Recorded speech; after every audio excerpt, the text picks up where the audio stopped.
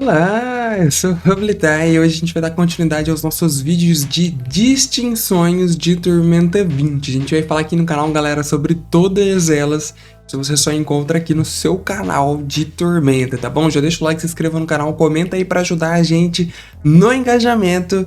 E hoje eu vou te mostrar uma das distinções mais menosprezadas, mas que surpreende muito, tá? Eu tive uma bela surpresa aqui, principalmente para imaginar um Goblin Ladino. Cara, essa distinção aqui cai como uma luva, tá? Uma luva, principalmente se você quiser fazer multiclasse com Caçador. Vem comigo que eu vou te mostrar tudo. A gente tá falando aqui sobre o Caçador de Cabeças, tá? Uma distinção aí inspirada na Marix Corta-Sangue que tá aqui.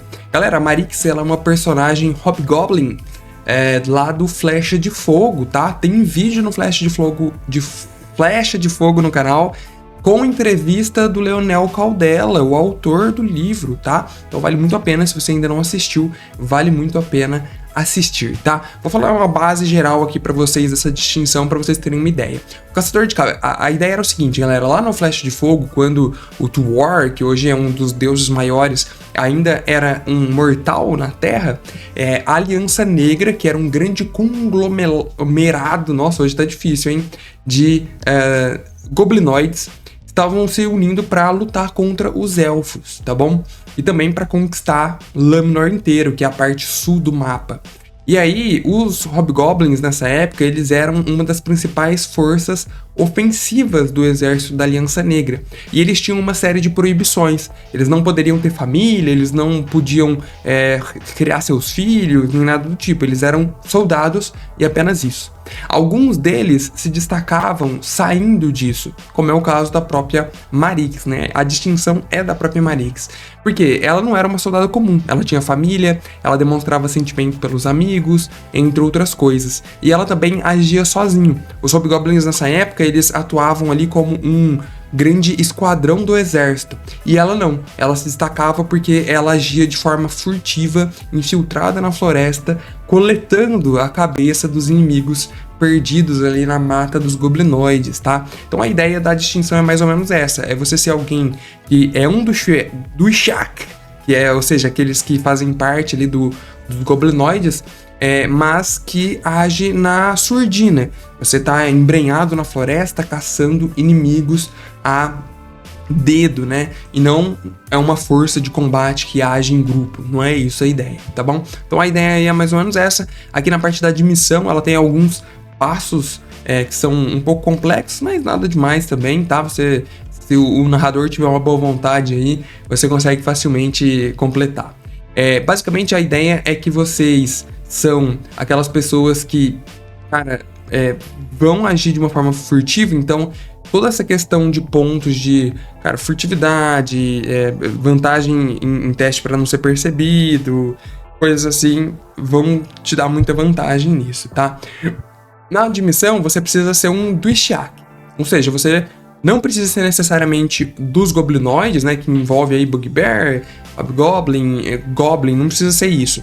Mas você precisa ser alguém que compartilha da dor deles, que sabe, tem conhecimento e sofreu junto com eles em algum determinado momento. Obviamente é muito mais fácil se você for já um Goblin aí, como eu dei a ideia no começo do vídeo, tá bom? E aí, uma vez que você, né, é considerado um Duishak, você também não precisa ser devoto de Tuor, tá? Não tem esse requisito. Você pode ser devoto de qualquer deus, não tem problema nenhum.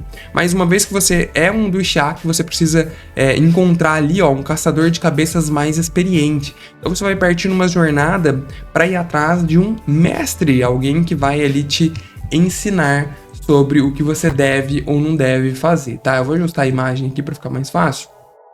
Mas a ideia é essa.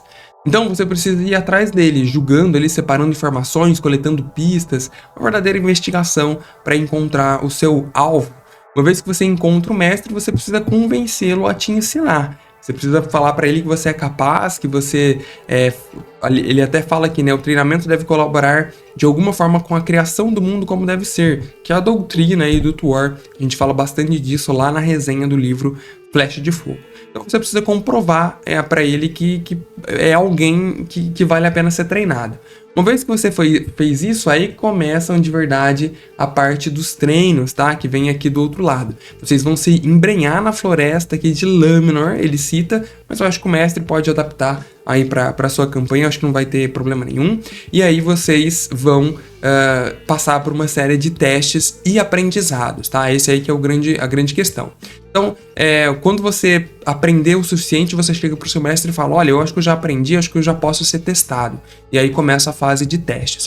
O primeiro deles é uma espécie de truque. Vai fabricar ali uma bomba, um veneno, uma arma, alguma coisa assim, alguma armadilha, né, engenhosa, que te ajude na sua atividade de coletar cabeças, tá bom? O segundo teste é um teste de furtividade, que você vai ter que se esconder por um dia inteiro enquanto o seu mestre tenta te achar. Essa talvez seja a fase mais complicada aí da admissão para você virar um caçador de cabeças.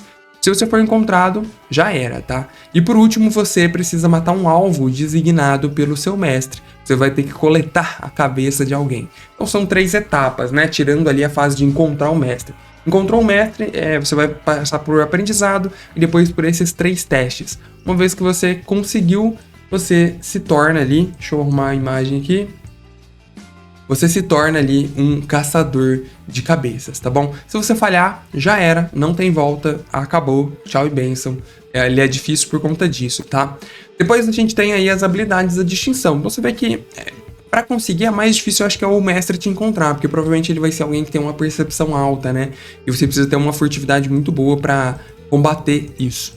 Depois, se você passou, você ganha ali a marca da distinção chamada Terror de Laminar, em que você ganha mais 2 de furtividade, mais 2 na margem de ameaça para criaturas desprevenidas, tá? O que é muito bom ali, né? No ataque contra criaturas desprevenidas. Para Ladino, galera, isso aqui é o supra-sumo.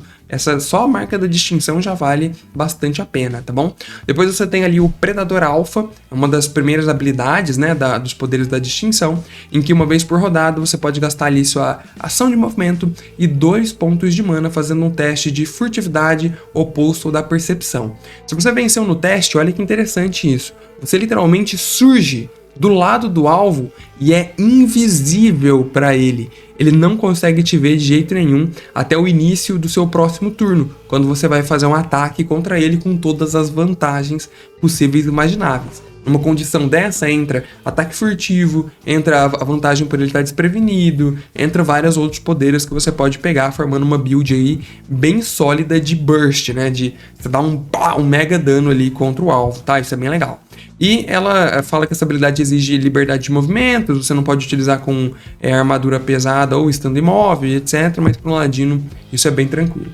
Depois você tem aqui o Arsenal do Caçador, veja só que interessante. Vou dar um zoom maior aqui, acho que vai ficar interessante assim, né? Comenta aí se vocês preferem a imagem estática ou desse jeito que eu tô fazendo.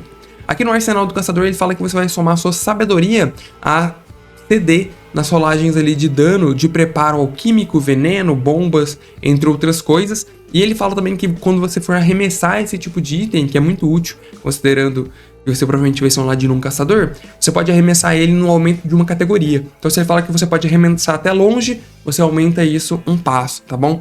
E além disso, se ele exigir uma ação de movimento para ser preparado, você pode preparar como uma ação livre, muito bom para quem utiliza, né, esse tipo de situação.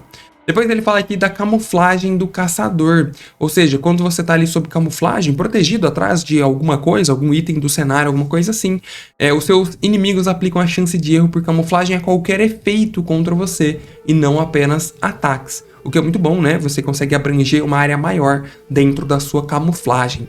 Depois você tem ali o Exterminar Presa, quando você usa o Marca da Presa. Então olha só aí como o multiclasse faz bastante sentido. Para cada poder da distinção, você recebe mais 1 de PM temporário para ser utilizado contra a criatura marcada. Você vai ganhar bônus de PM de acordo com os poderes daqui. E aí, quando você tem um acerto crítico daquela criatura que já está marcada, o seu dano adicional da Marca da Presa também é multiplicado. Considerando que na marca da distinção você ganhou mais 2 ali na margem de ameaça, ela é uma distinção perfeita para você combar ali com crítico também, tá bom? Muito bom, muito útil. Depois, né, mas não menos importante, né, a nossa última aqui, a gente tem aí os sentidos de caça, que você enxerga muito bem no escuro, inclusive escuridão mágica, isso aí é uma grande vantagem, né? É bem situacional, mas quando acontece é algo que vai te salvar muito. E você ignora também camuflagem por fumaça e névoa dos seus alvos. Então você pode usar bomba de fumaça aí à vontade, que você não vai ser afetado se tiver esse poder da distinção, tá? Cara, muito útil, muito legal, me surpreendeu demais. Eu imagino que muita gente, assim como eu, não dava nada para essa distinção, e ela se mostra aí uma distinção para a galera que joga furtivamente perfeita, tá? Muito boa mesmo. Por fim, eu vou pedir para você clicar aí no botão de like, né? Isso ajuda demais. E também no botão Seja Membro. Por apenas R$3 por mês você vira membro aqui do canal. Ajuda muito o canal a se manter. E ele ainda ganha vários benefícios extras, como participar das lives do canal, ter acesso antecipado aos vídeos, emojis nos nossos comentários. Você que é membro, comenta emoji aí pra galera ver, tá bom? Espero que vocês tenham curtido. Deixem um like, se inscrevam no canal. Um abraço e tchau. Confiram as playlists aqui na descrição.